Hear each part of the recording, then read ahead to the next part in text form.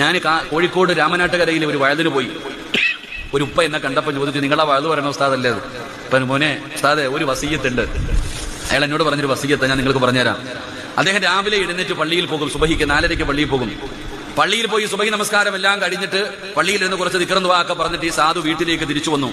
നേരെ വീട്ടിൽ വന്നിട്ട് തന്റെ ഭാര്യയോട് ചോദിച്ചു, പെണ്ണെ ഒരു ഗ്ലാസ് ചായ തരാൻ. ഭാര്യ പറഞ്ഞ മറുപടി, ഞാൻ മജ്ലിസിലിരിക്കുക, കുറച്ചുകൂടെ കഴിയട്ടെ എന്ന്. അല്ലാഹു ഈമാൻ തരുമാറാകട്ടെ.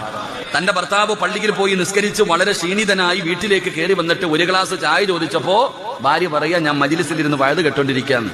അതെന്ത് വഴുതാ താത്തമാരെ? നിന്റെ ഭർത്താവിന് ഒരു ഗ്ലാസ് വെള്ളം കൊടുക്കാതെ നീ വഴുത് കെട്ടിട്ട് വല്ല കാര്യമുണ്ടോ?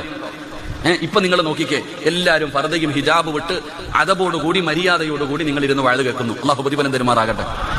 ഇപ്പൊ ഇരുന്ന് കേൾക്കുന്ന പോലാണോ ഇവര് വീട്ടിൽ ഇരുന്ന് കേൾക്കുന്നത്? അത് എന്റെ വഴുതാണെങ്കിലും കേൾക്കരുത്, ആരുടെ വഴുതാണെങ്കിലും അത് നിനക്ക് സമാധാനത്തോടുകൂടി അദബും മര്യാദയോടുകൂടി ഇരുന്ന് കേൾക്കാൻ സമയമുണ്ടെങ്കിൽ കേട്ടാൽ മതി.